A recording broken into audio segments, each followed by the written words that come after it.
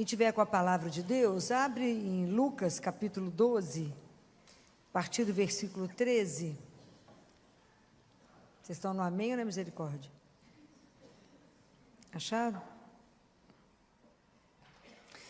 Quando vocês estão procurando, Jesus fala, né? Eu vou repetindo isso para vocês. Chamem o Espírito Santo várias vezes ao dia, através do Imaculado Coração da mãe dele, igual fizemos agora. Chame. Quantas decisões vocês tomaram hoje, quantas coisas vocês fizeram hoje. Chame o Espírito Santo de Deus, chame. Ele vai te direcionar, não é? Vocês já aprenderam a rezar o rosário do Espírito Santo? Não? Não? Quantos aqui rezam o rosário do Espírito Santo? Só eu? Na verdade, o rosário é um terço. São 7 mistérios, porque são 7 dons. 7 contas. Tem no Pocket Terço e tem no Evangelize. Não dá, capaz de dar 7 minutos. Aprenda a rezar ele todo dia de manhã, para vocês verem que escândalo. Todo mundo achou aí? Amém? Então, vamos lá. Esse evangelho foi o evangelho de domingo. Eu vou ler ele todo, mas eu quero comentar um versículo. Alguém da multidão lhe disse: Mestre, diz a meu irmão que reparta comigo a herança. Ele respondeu: Homem, quem me estabeleceu juiz ou árbitro da vossa partilha? Depois lhe disse: Precavei-vos cuidadosamente de qualquer cupidez, pois mesmo na abundância, a vida do homem não é assegurada por seus bens. E contou-lhes uma parábola. A terra de um rico produziu muito. Ele então refletia: que hei de fazer? Não tenho onde guardar minha colheita. Depois pensou: eis o que farei. Demolirei meus celeiros, construir maiores, e lá recolherei todo o meu trigo e os meus bens. E direi à minha alma: minha alma, tens uma quantidade de bens em reserva para muitos anos. Repousa, come, bebe, regala-te. Mas Deus lhe diz: insensato, nesta mesma noite ser-te-á reclamada a alma, e as coisas que acumulastes, de quem serão? Assim acontece àquele que ajunta tesouros para si mesmo e não é rico para Deus. Palavra da salvação. Eu queria que vocês guardassem uma frase que Jesus disse aqui. No versículo 15 ele diz: a vida do homem não é assegurada por seus bens. Eu queria que a gente pensasse um pouco sobre isso. Quando Jesus coloca esse trecho aqui para nós, ele quer mostrar para cada um de nós que a vida nossa, ela tem um fim. Nós somos feitos para um fim. E esse fim é ser rico para Deus. Entende a diferença que significa isso que eu estou falando? É ser rico para Deus. Não é ser rico das riquezas que a gente acredita. Ser rico para Deus. Há um poeta que diz que a nossa vida, ela é avaliada, a gente começa, é o fim que determina o começo. Compreende? A gente anda de trás para frente, no sentido de que você tem uma meta, você sabe onde é que você quer chegar? Se você quer chegar lá, como é que você direciona a sua vida aqui? Então, o fim, ela condiciona a minha vida, que é hoje. Se eu quero chegar no céu, e é lá que eu quero estar, isso determina toda a minha caminhada, isso ilumina o meu caminho, isso me faz ter opções, isso é que vai alicerçar todas as escolhas que eu vou fazer na minha vida. É o fim que determina a minha vida. É o que vai modelar, é o que vai trazer luz, é o que vai dar sentido a cada coisa que eu vou fazer. Guardem isso. O fim é que dá sentido ao meu começo. Entende? Vocês conseguem compreender isso? Fica claro? Porque onde eu quero ir? Então, a gente tem que traçar uma meta. Onde eu quero chegar? Como tudo na vida tem investimento. Onde eu quero chegar? Então, se o meu caminho é esse, o que isso implica na minha vida? O fim é que vai marcar o meu começo. Com isso, quando a gente pensa nisso, nós estamos vivendo uma época que tem uma doença, uma enfermidade que assola grande parte do mundo, que é o vazio existencial. A falta de sentido na vida, uma vida sem sentido. A nossa vida, ela tem que ter um porquê. Porque para quem você vive? Você já pensou isso? Por que você vive? Para que você vive? E para quem você vive? Para quem você se levanta a cada manhã? Para quem você se consome, se gasta, envelhece? Para quê? Qual é o propósito? A nossa vida tem que ter um sentido. O que vale a vida? Quanto vale uma vida? E o que vale na vida? Já pararam para pensar nessas perguntas que eu estou fazendo para vocês? Nunca, né? Porque, na verdade, essas coisas só vêm em nós, ou no momento de uma dor muito grande, ou no momento que você vai perder alguém, ou que você está doente, gravemente doente. Fora isso, a gente passa pela vida. E é isso, a gente viu no Evangelho, na primeira leitura de domingo, que era o livro de Eclesiastes, que ele fala vaidade das vaidades, tudo é vaidade, e na verdade a tradução não é vaidade, a tradução é tudo é um sopro, tudo é rápido. Então, ensina-me, Senhor, a contar os meus dias. Compreendem? Então, por quê? Para quê? Para que eu fiz essa opção agora? Para que vocês vieram aqui hoje, numa terça-feira com frio? Por quê? O que te motivou a estar aqui hoje?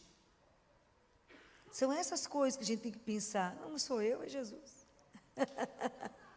Sim, mas é Ele, né? Ele que te atrai.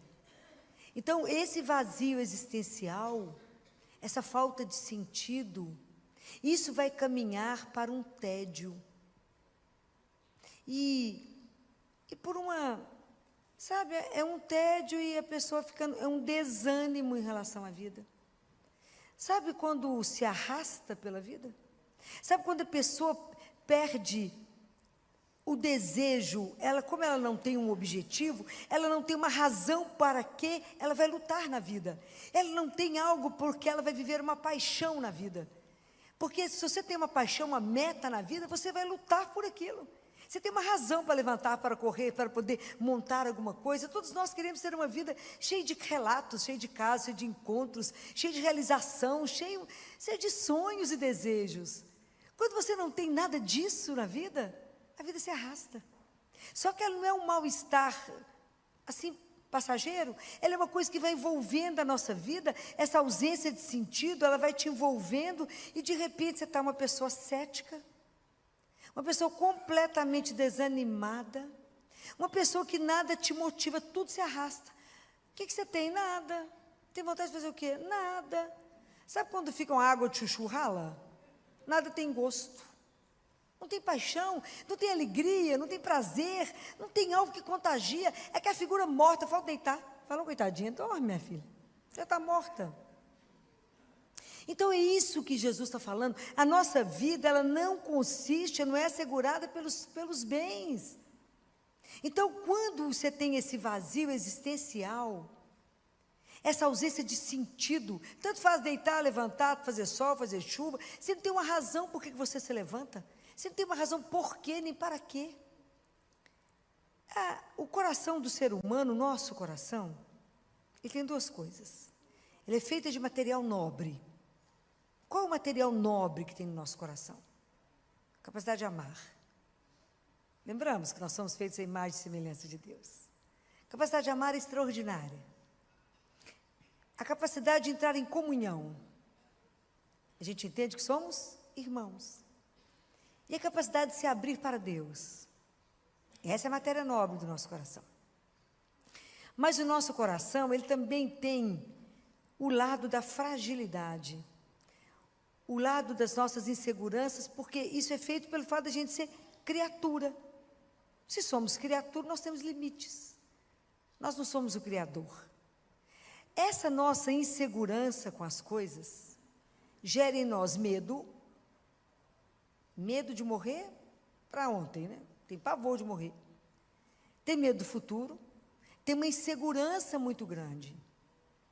Então, que o homem que fica com o coração dessa forma, nesse vazio, sentindo essa insegurança, ele fala, eu preciso me segurar em alguma coisa, que vai ser a segurança da minha vida.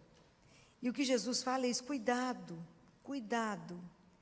Porque às vezes a gente acha que a grande segurança da nossa vida está no número de posses que eu tenho. Está na minha riqueza. No número de dinheiro, a quantidade de dinheiro que eu tenho, de posse, de bens, de tudo que eu tenho. É como se isso fosse o chão que eu piso. Fosse aquilo que me dá qualidade naquilo que eu sou. Aquilo que me faz ser valorizado no mundo. Aquilo que me sustenta. Esse é o grande perigo. De eu achar que é a riqueza material, que é a segurança da minha vida. Vocês imaginem, se eu acho que a riqueza que eu tenho, que me dá segurança, se isso acabar, eu sou quem? Nada. E isso não me faz ser rico para Deus. Porque o problema da riqueza é que a riqueza, ela tem algo que atrai mais riqueza. Então, eu acabo ficando, assim, eu sou rico, mas aquilo não me basta. Eu preciso de mais, de mais, de mais. Sabe aquilo que não sacia? Então, eu vou vivendo um coração insaciável. E corre um risco imenso de eu estar tão cheio de poder que eu me basto. Compreendem? Eu sou autossuficiente. Então, vocês imaginem, a minha salvação é a minha riqueza. Ela me salva. E quando ela não pode mais? Imagina se quando eu estou vivendo isso, e toda idolatria, ela vai, nesse momento que é a riqueza, a idolatria, ela vai te gerar que você não vai dar espaço a mais ninguém na sua vida. Porque você idolatra aquela coisa mais importante da sua vida. Então, a fidelidade a Deus acabou. Você é fiel à sua riqueza. A Deus não tem fidelidade. E muito menos eu vou seguir Jesus. Muito menos. Toda a segurança da minha vida está ali no número de bens que eu tenho. Então, eu vivo para mim. É aquilo que aquele homem falou. Fala com a alma. Repousa, come, bebe, regala-te. Você tem tudo. Vou aumentar os celeiros.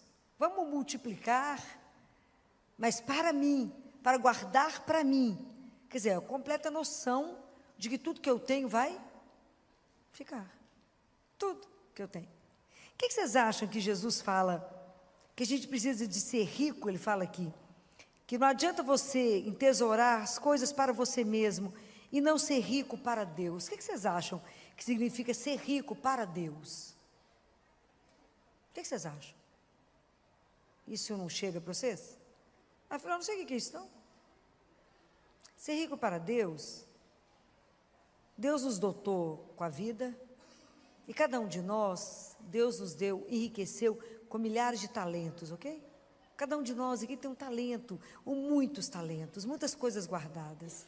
Ser rico para Deus é usar bem isso, de forma que eu multiplique, que eu divida, que eu compartilhe. Como é que eu faço para não entesourar, para não colocar a minha segurança ali? O que diz Jesus? O que Jesus nos orienta? Não acumule de vida. Ah, filó, você vai ficar dividindo? Dá aquela roupa que você não está usando, mas não serve. Ah, mas eu vou emagrecer. A moda vai voltar, repaginada, né? E não vamos usar? A gente tem 2 pezinhos, devemos ter 300 pares de sapato. Mais ou menos. Mas o outro está descalço, tadinho. Gosta de andar descalço? Então, presta atenção. Como que é difícil para nós ter um coração, que a gente começa a compreender que quanto mais eu divido, mais eu multiplico. A regra de Deus é inversa da nossa. Porque Deus é o Deus da abundância. Então, eu não tenho que segurar naquilo que a minha mãozinha segura, porque ela vai escapar. Vai escapar. É tão interessante, porque essa parábola nos faz pensar na nossa finitude.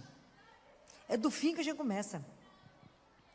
Mas como é difícil falar da finitude, né? Como é difícil a gente pensar que a gente vai um dia morrer. E que as coisas todas que eu guardei, entesourei, alguém vai brigar por elas, vai dividir, cada um vai ficar com um pedaço. Mas qual é o sentido da sua vida quando você estiver para ir? O que você construiu da sua história? É isso que é preciso pensar. Será que eu consegui com a minha história ser rica para Ele? Será que eu me abri para Deus? Falei que o Senhor me deu esses talentos, me ajuda a contar os meus dias, me ajuda a multiplicar o que o Senhor me deu, me ajuda a viver com a minha vida em função do Senhor, amar ao Senhor e ao outro. Me ajuda a entender que a segurança da minha vida está no amor que eu vou viver e não no dinheiro que eu tenho guardado. O dinheiro vai te proporcionar um monte de coisa maravilhosa, passeios, roupas e tudo mais que vocês imaginarem, vai te proporcionar, vai te salvar? Não.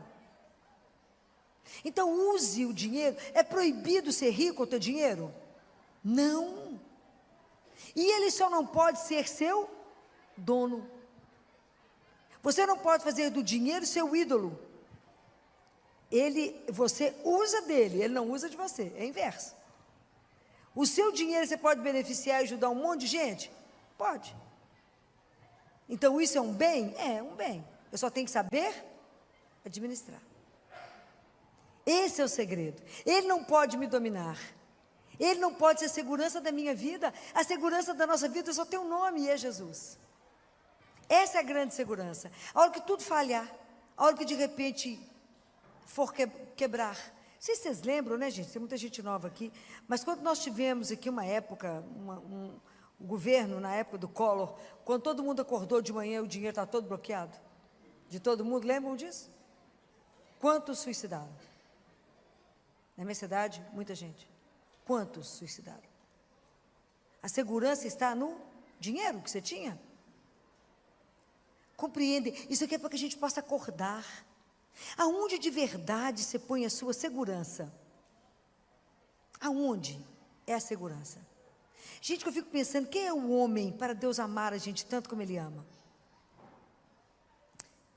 Há um mês atrás, deve ter sido, eu fui chamada no hospital para ver uma senhora de 80 anos que estava em fase terminal. Então, ela já estava no paliativo. Não por câncer, mas por uma doença respiratória que consumia ela. Para respirar, uma luta. E ela não sabia que o irmão dela, que é médico, também me conhecia e pediu que eu fosse lá. Quando eu cheguei lá, ela tomou muito susto, ela estava completamente lúcida. Qual foi a única pergunta que ela me fez? Qual o pedido que ela me fez? Vocês têm ideia? Ela pesava 28 quilos. Era pele contornando o osso. Foi uma visão que eu estou acostumada a ver de tudo. Foi um impacto. Fiquei com ela. Qual foi? Por que ela me pediu? Ela me pediu, doutora Filó, me ajuda a morrer. Todos nós vamos passar por uma fase dessa. Aí ela falou comigo assim, eu falei, você crê?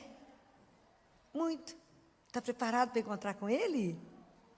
Delícia que você vai abrir a porta e vai vê-lo. Que escândalo. Tem um monte de recado para ele. Falei com ela. Ela falou, já fui ungida, já recebi a unção do enfermo. Já confessei e já recebi a Eucaristia. Falei, que coisa maravilhosa. Já está com a viagem preparada? A mala está pronta. Imaginou que nós dois ficamos conversando sobre a morte. Você imagina, vocês enlouquecem quando eu falo isso, mas é verdade. Ficamos batendo uma prosa sobre o ir. Não é o fim que determina aqui?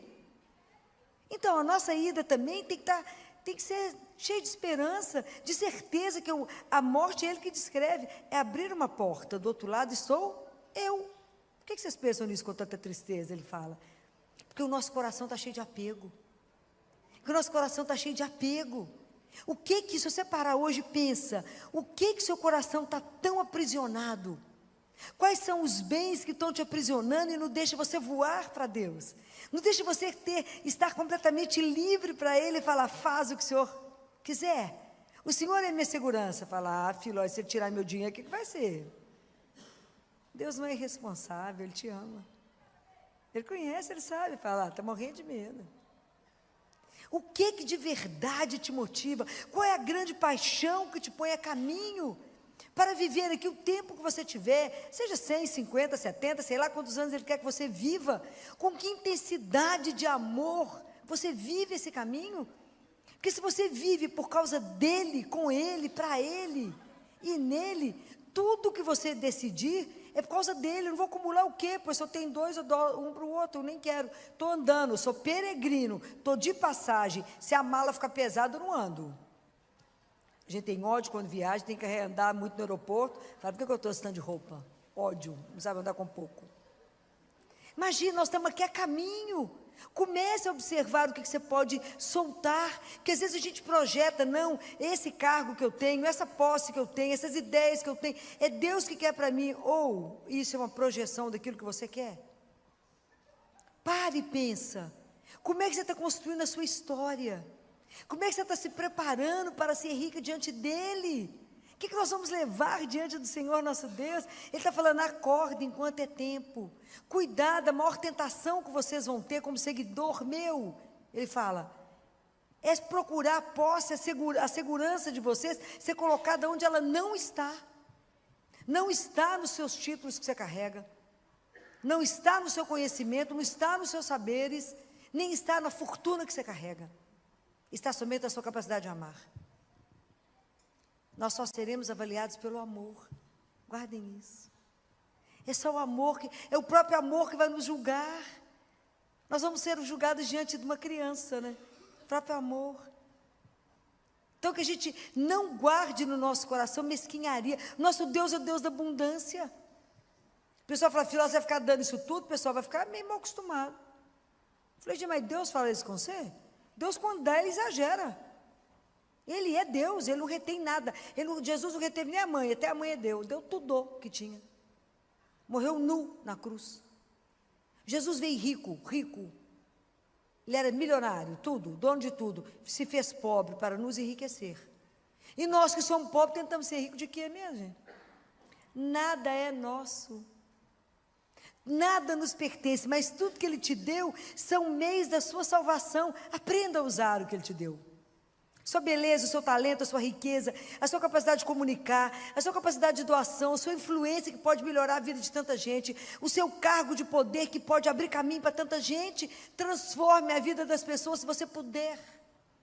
Facilite a vida do outro se você puder. Faça o bem o dia inteirinho. Seja rico para Deus. Não preste atenção se o outro merece ou não merece. O sol nasce para todo mundo. Só tem chuva para o bom e para o mal do mesmo jeito. Tenha coração largo, pensa naquilo que o seu fim determina a sua vida, que agora, fala, se hoje for o meu último dia, o que eu semeei até agora para estar diante dele? Gente, isso é uma única realidade que nós temos na vida e que nós vamos chegar lá. Como nós vamos chegar é uma opção nossa. Mas que nós vamos chegar, vamos. Não há ninguém que não vai passar diante dele. E eu acho isso maravilhoso. Vai ser um escândalo esse dia. Não é para ser vivido com tristeza, vai ser vivido com alegria. Mas por que a gente não vive com alegria? Porque nós somos com o nosso coração está pegado demais a tudo aqui. Como se aqui fosse o final de tudo. Não é. A vida é eterna e é espetacular o que nos aguarda. Eternamente nós somos chamados para viver. É porque a gente não tem consciência dessa dimensão. Então Jesus fala, acho que é para Gabriele, que é uma mística da época da Segunda Guerra Mundial, ele fala com ela, Gabriele, vai liberando essas bagatelas suas, essas bagatelas, Gabriela, não se preocupe com as suas bagatelas. E às vezes a gente vai juntando tanta bagatela, tanto nada, vai ficando com o nosso coração aprisionado. Então lembrem dessa frase, a vida do homem não é assegurada pelos seus bens, porque o nascer e o morrer está na mão de quem? De Deus. Nem um minuto a mais, pode ter certeza disso. Nem um minuto a menos. Mas cada um de nós tem um prazo. Não vamos viver a nossa vida com os afetos desordenados. Vamos aprender no nosso coração a ordenar o amor. Porque o nosso amor começa primeiro por Ele. É a partir dele que tudo mais é ordenado. Pensem nisso que eu estou dizendo. É proibido ter o quê? Nada. Nada. Só as coisas não podem te possuir. O grande desejo da nossa vida deveria ser conhecer o Senhor, amá-lo e servi-lo. Só para isso estamos aqui. E viver uma vida de paixão. Quando você não tem uma paixão pela vida, você tem uma vida vazia. Se você não tem uma razão porque te coloca de pé, se você não levanta de manhã animado porque você vai amá-lo e servir ao Senhor. Faz, Senhor, estou de pé, não tem nada doendo, só conta onde só quer. Onde você precisa. Se você não acredita que a sua vida é uma aventura com Ele, Você está vivendo uma vida xoxa, né? Aquela coisa, tanto faz. Não, tanto faz, não. A gente tem que brigar pelas coisas que a gente sonha por causa dele, com ele. A gente ri, chora e briga com o mundo para salvar o mundo, para salvar uma criança. Mas é por paixão, porque eu sei que eu estou fazendo aquilo por causa dele. Me comprometo com o outro porque é meu irmão, por causa dele que me ensinou. Senão eu não ia olhar. Mas porque ele disse, lembre que vocês são feitos à minha imagem e semelhança. Lembre que temos um DNA de amor dele. Lembrem, acordem, se acorde a vida de vocês, já estamos no segundo semestre, já estamos em agosto. Então, a nossa vida temos que fazer um investimento, como diz São Tomás. O grande antídoto disso chama acionar o nosso amor criativo. Esse é o antídoto contra uma vida vazia, contra essa, parece que é uma vida frustrada, que não levou a lugar nenhum, essa ausência de sentido. Coloca o amor em atividade dentro de você, esse amor criador. Acorde e fala com ele, Senhor, o Senhor me fez. Não é para ficar todo mundo. Para quê? Estou à sua disposição. Vocês vão ver que aventura extraordinária. Vocês vão viver com ele. Me ajuda, porque eu quero, me ensina a contar meus dias, que eu não sei quantos faltam para me chegar. Para me voltar. Me ajuda a viver a vida com intensidade, com paixão, com amor, porque eu sei que a grande causa da minha vida é vos amar e servir. Pensem nessas coisas que eu estou falando para vocês. A vida tem que ter alegria. Deus nos dá uma alegria e uma paz. A nossa vida passa a ser alicerçada. Quando a gente faz essa opção por uma alegria e uma paz que o mundo não vai entender. Mas é porque isso não está baseado nos bens que eu tenho. Porque a nossa maior riqueza é ali, está vivinho, ó, Jesus. Está vivo. O dia que a gente descobrir, vai ter fila ali. Ele que falou isso. O dia que vocês descobrirem que eu estou ali vivo, vai ter tanta fila, que do nascer ao pôr do sol, vocês não vão ter tempo para falar comigo, porque vai ter fila. O dia que a gente descobrir que é só ele falar. Isso é a riqueza da nossa vida. Esse é o nosso tesouro. Porque se a gente tem ele, o que mais você não tem? Você tem tudo. Compreende? Então não é nos bens. Imaginou que coisa maravilhosa poder dividir, poder compartilhar, poder colocar tudo que ele nos deu à disposição do outro? Dele primeiro, porque tudo é dele. Tudo é dele, tudo veio de Deus. O que nós temos que ele não nos deu? E o que eu sei que ele não nos ensinou? Guardem isso. Então hoje, a gente começa pensando nisso. A vida do homem não é assegurada pelos seus bens, mas apenas pelo amor que ele tem por nós. Só estamos aqui porque ele nos ama. Guardem isso. Só estamos aqui até agora, nesse momento, porque Deus ama. E é o amor dele que nos sustenta. Se ele desistir de nós agora, deixar de amar, acabamos. Mas é o amor dele que nos sustenta. Então pense nisso. Aproveite e faz uma análise da sua vida durante essa semana. Pensa. Aonde você está colocando a sua segurança? De verdade. Onde é a sua grande segurança? Pensa. Pensa o que está amarrando o seu coração. Pensa por que você não se entrega a Deus numa conversão escandalosa para viver somente dele. Quantas coisas estão pesando a nossa vida, nos amarrando e nos impedindo de alçar voo. Pensem nisso. Nós sabemos o nosso tempo. Pensa como é que você vai construir tudo para ser muito rica quando você chegar diante dele e falar, por ti, a minha riqueza, eu construí por sua causa e somente por ti.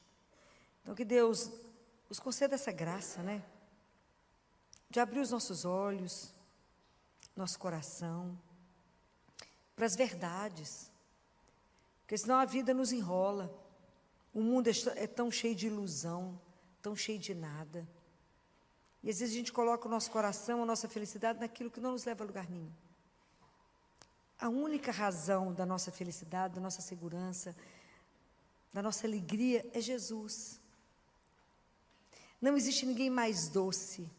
Não existe ninguém que pode te amar mais do que Ele. Não existe ninguém que tem mais preocupação com a sua felicidade do que Ele. Não existe alguém que conhece mais os detalhes da sua vida e de tudo que você quer do que Ele. Não existe. Ele nunca vai fazer nada para te deixar infeliz. Nunca. Porque Ele só tem o melhor. Eu garanto isso para vocês. Pode se abandonar nele. Pode entregar o seu maior sonho. Falar, será? Se for para o seu bem, se tiver tudo certo, Ele fará. Porque Ele nos ama. É isso que a gente precisa entender, que essa é a nossa grande riqueza. O dia que a gente aprender a trocar todas as bagatelas do mundo, entender que ser rico é ter a presença dele, desse amigo que não tem preço, dessa presença real da nossa vida, essa doçura que nos acompanha, isso é riqueza. O resto passa, o resto é ilusão. Porque com ele a gente tem tudo. O que ele não pode nos dar? Ele fez criar tudo do nada. Do nada ele fez as coisas acontecer. Lembrem, lá solta o seu coração e que ele seja de verdade o centro da sua vida. E que o centro da sua vida, para te ordenar em todas as coisas, a partir de hoje, seja aprender a viver o amor. Esse é o grande segredo para voltar para casa. Que Deus nos abençoe, que a gente recomece esse semestre com o coração voltado para aquilo que é essencial. Quem tiver com a palavra de Deus, abra em Marcos, capítulo 10, versículo 35 a 40. Foi o evangelho de domingo, né? Tiago e João, filhos de Zebedeu, foram até ele e disseram-lhe: Mestre, queremos que nos faça o que te pedimos. Ele perguntou: que quereis que eu vos faça? Disseram: concede-nos na tua glória sentarmos-nos um à tua direita e outro à tua esquerda. Jesus respondeu: não sabeis o que pedis. Podeis beber o cálice que eu beberei e ser batizados com o batismo com que serei batizado? Eles disseram-lhe: podemos. Jesus replicou-lhes: do cálice que eu beber, vós bebereis, e com o batismo com que eu for batizado, sereis batizados. Todavia, o assentar-se à minha direita ou à minha esquerda, não cabe a mim concedê-lo, mas é para aqueles aos quais isso foi destinado. Palavra da salvação. Que eu gostaria de conversar com vocês, que às vezes a gente escuta esse trecho, né? Fala, gente, eu nem sou filho de Zebedeu, né? Essa história não tem nada a ver comigo. Mas, na verdade, a pergunta que tem que ficar para nós é: podereis beber o cálice? O que significa isso? Quando Jesus fala do cálice, esse cálice não é um símbolo nem de vitória, nem de morte.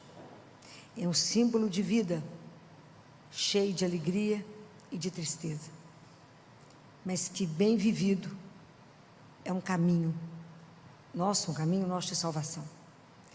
A nossa pergunta é: será que somos capazes de aceitar a cada dia as alegrias e as tristezas que a vida nos traz? Será que somos capazes de viver isso como precisa ser vivido? Que quando Tiago e João responderam isso, eles não tinham noção do que eles estavam respondendo.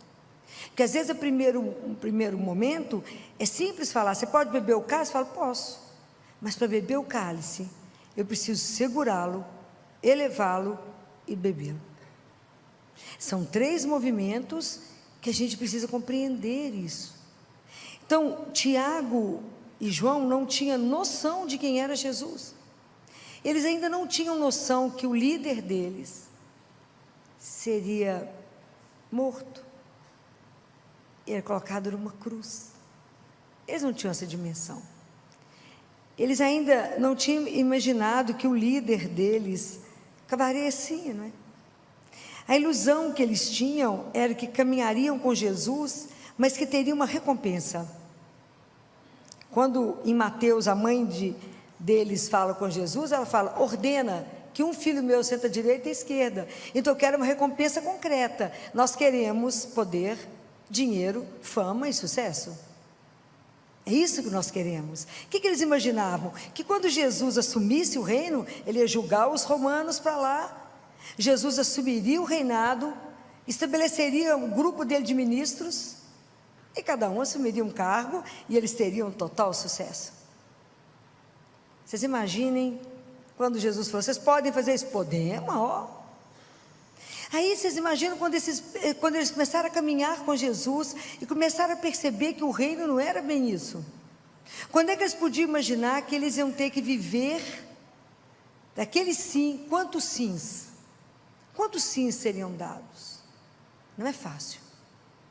Vocês imaginam o desafio que eles foram compreendendo, porque independente deles quererem isso, o homem Jesus havia seduzido o coração deles.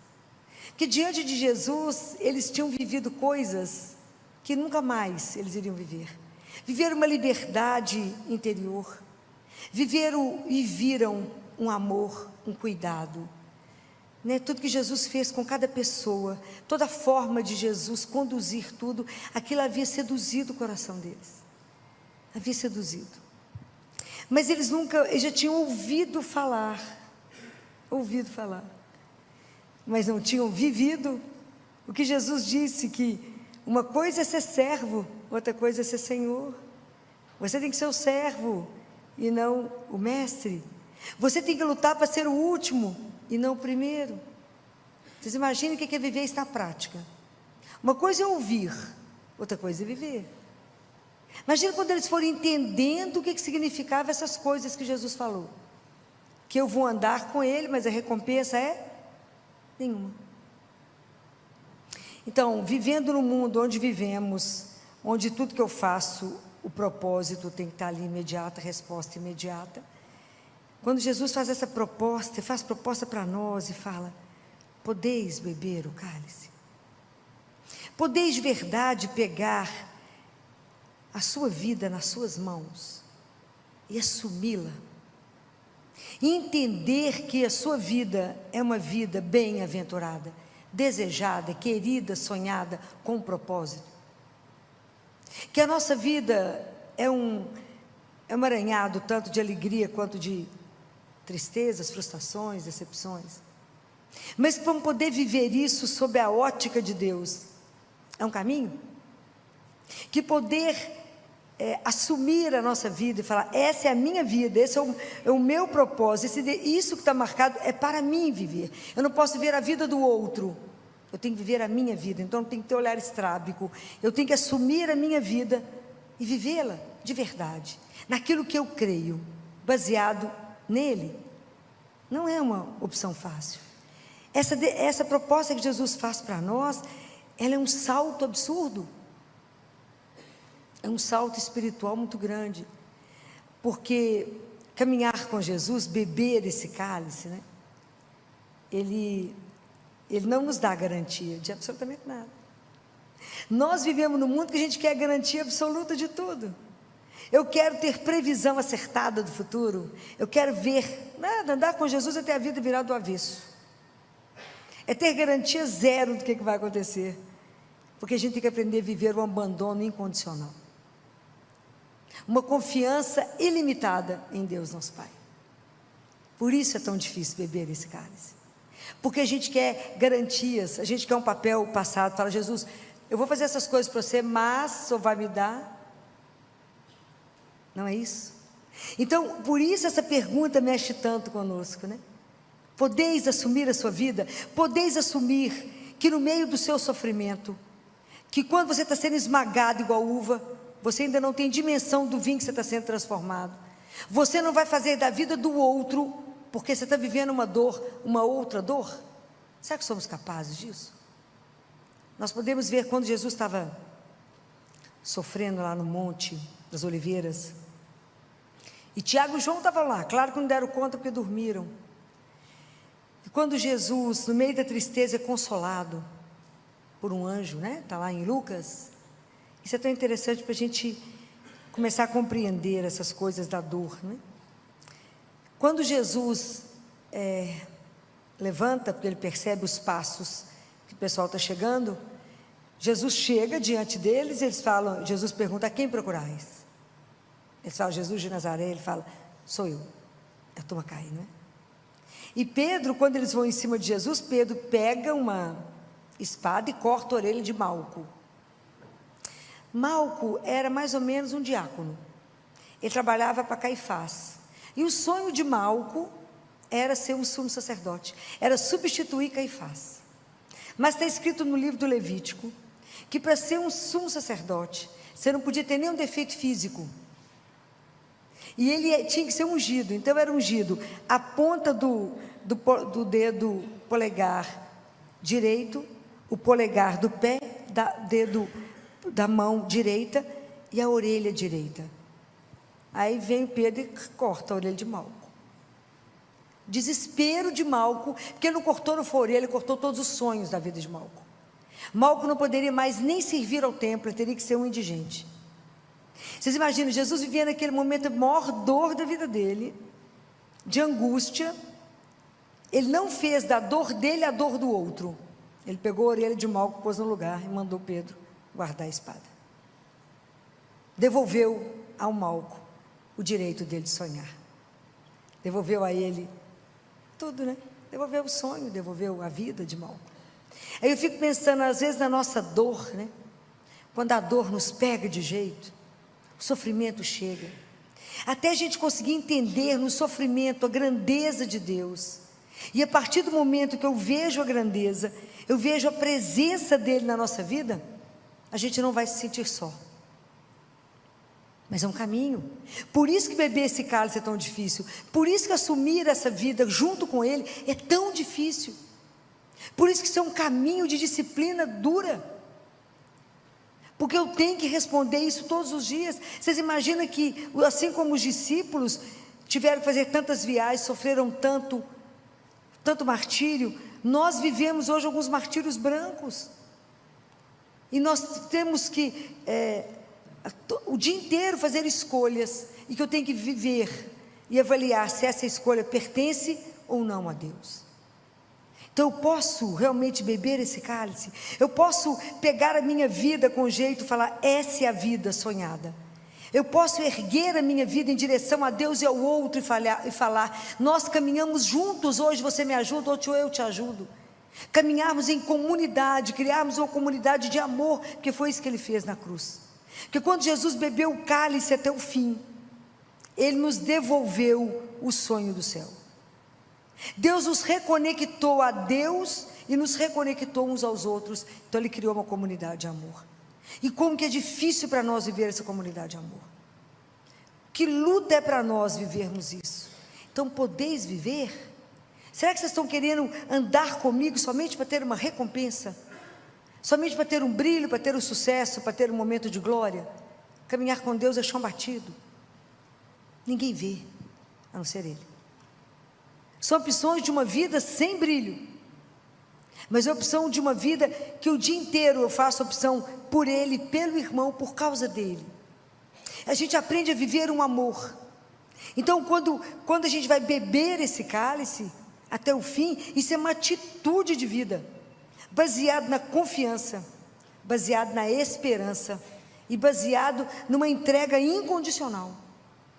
Não é brincadeira.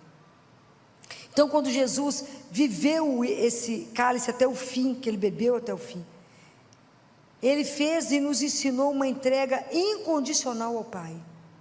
Então essa intimidade que ele vive com o Pai de amor, de confiança, é a mesma que ele quer nos ensinar. Então quando ele nos propõe isso, ele fala, você quer viver uma vida aonde você não tem garantia de nada a não ser o meu amor? Você dá conta de viver isso? Quando é uma vida de entrega, de confiança incondicional. Por isso que é um processo. Por isso que o nosso processo de conversão ele é lento. Porque nós demoramos demais a trabalhar tudo isso em nós. Viver uma vida onde eu faço opção por Deus e creio num amor incondicional. Então, para eu poder viver essa vida, eu tenho que estar com os meus pés centrados, enraizados naquilo que eu sou. E o que eu sou? O que você é? Filho de Deus. Então, Senhor, como é que eu vivo essa vida, sabendo que eu sou filha do Altíssimo? Qualquer filho não, um filho amado. Eu sou um filho, uma filha amada de Deus. Então, por isso, eu posso viver na certeza de que eu serei cuidada. Eu posso me entregar, eu posso me abandonar, porque Deus irá cuidar de mim e vai me dar, sabe, de tudo que eu preciso e dará tudo que eu necessito na hora certa. Confia bastante para isso? Claro que não. É um desafio. É um desafio. Então, por isso que essa proposta é um salto espiritual que eles não tinham dimensão. O que eles respondiam? Eles falaram, claro que podemos. Eu falo, claro que eu não posso. Claro que eu não posso, Senhor. Porque eu ainda preciso de garantia. Eu ainda falo, Senhor, você vai fazer mesmo direitinho? Eu vou pular aqui, mas o senhor vai me segurar? Eu posso cair. Você vai fazer isso? Você acha que a gente faz igual criança, que você está aqui em cima do altar, você fala, pula? Ela não pensa, ela pula. Nós precisamos de garantia, mas se eu fizer isso, será que? Nós temos dúvida básica se eu rezo, Deus escuta. Estou falando mentira? Não. Eu entrego as coisas para ele, fico desesperado, em poucos segundos falo, ele não escutou. Ele não vai fazer, então eu mesmo faço. Eu acabo de falar com ele, eu mesmo tomo atitude, faço errado. Como é difícil viver o silêncio diante dele. Como é difícil viver a entrega. Como é difícil viver nessa ação nossa de falar, eu creio, eu sou filha, eu sei que não serei abandonada, que Ele cuida de mim. E ter uma vida de coerência com isso. Não é uma brincadeira, porque ela exige de nós, que eu sempre digo para vocês, nós temos que ter disciplina. Nossa disciplina de oração, gente, ela é fundamental, para que a gente dê conta de falar, Senhor, eu quero viver uma vida espiritual. Viver vida espiritual é viver com e no Espírito Santo de Deus.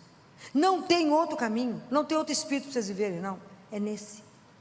É no Espírito Santo de Deus, é só Ele que pode nos conduzir, é só Ele que pode nos orientar, é só Ele que pode nos dar coragem, audácia, para viver de verdade como filho do Altíssimo. Eu sempre falo com vocês, que o maior desafio da nossa vida, é viver uma vida, ser filho do Altíssimo.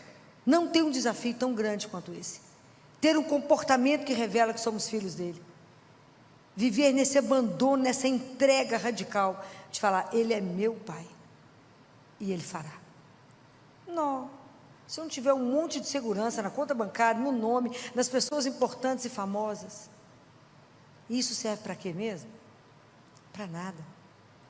Se a gente não tivesse a consciência de que todos somos filhos, então quando a gente tem consciência de que a gente é filho dele, a gente é capaz de beber, de permitir que a nossa vida, como desses discípulos, sejam consumidos até o fim, e de viver uma vida de coerência com ele até na hora da nossa morte.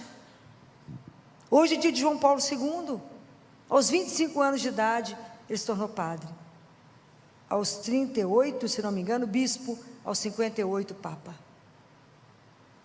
o maior pontificado até hoje da história, e teve que viver uma vida de entrega absoluta, de confiança absoluta. Quando vocês leem a história, né, a biografia dele, ele fala que às vezes ele ia dormir com tantos problemas que ele falava, não precisa se preocupar, amanhã eu vou contar tudo para o Papa. Aí de repente ele lembrava e falava assim, opa, o Papa sou eu. Amanhã eu conto para o Papa, era ele mesmo. Ele ia tantas vezes fazer adoração, já contei isso para vocês, que eles trocaram o piso do Vaticano, da capela, porque eles achavam que ele ia ter uma pneumonia, que ele ficava deitado em forma de cruz. Ele ia pelo menos 3 vezes ao dia prostrar diante dele, em confiança absoluta, em entrega absoluta. E o quanto que a gente vive uma fé ainda tão fraca, né? Eu acho que vocês nunca pensaram que essa pergunta de Jesus, podeis viver o cálice, podeis beber, é pergunta para cada um de nós. Você pode viver uma vida de entrega para mim, viver por mim, para mim. É aquilo que a gente reza hoje, quando a gente reza a oração, a Sagrada Face, que eu possa viver somente convosco, por vós, em vós, para vós. Que distância existe até a gente dar conta de cumprir isso? Ter os mesmos sentimentos dele, os mesmos desejos dele, e viver somente para cumprir a vontade dele. Ô luta! Porque na verdade, nós queremos muitas vezes ter Deus para usar de Deus. Às vezes para o prestígio, às vezes para a fama, e às vezes para que Ele faça aquilo que eu quero. Não fará. Então, o desafio de hoje, ele é grande, mas hoje nós vamos pedir a Jesus a graça de viver no Espírito Santo e com o Espírito Santo, para que Ele possa nos conduzir em todas as ações da nossa vida. para que todos os dias da nossa vida a gente possa pensar em quantos sims nós temos que dizer, e que a gente possa continuar a cada dia podendo responder sim a essa pergunta que Ele nos diz: podeis beber o cálice? Que Deus nos dê a graça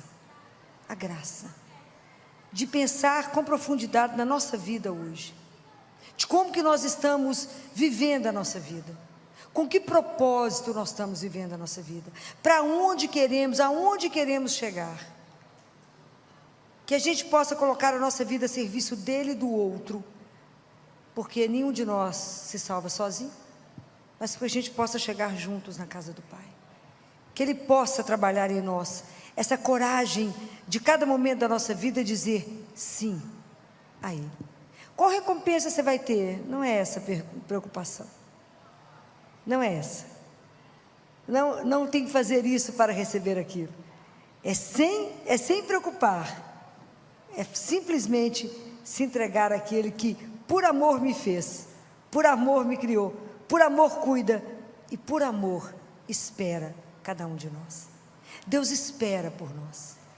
Então o caminho que nós estamos fazendo aqui é um caminho de opção diária, e que a gente possa lembrar dessa frase essa semana: podeis beber deste cálice, que por intercessão de Nossa Senhora a gente tenha coragem a cada dia de dizer a Ele: sim, Senhor, me ajuda a viver como esses discípulos viveram, uma total entrega à vossa santíssima vontade.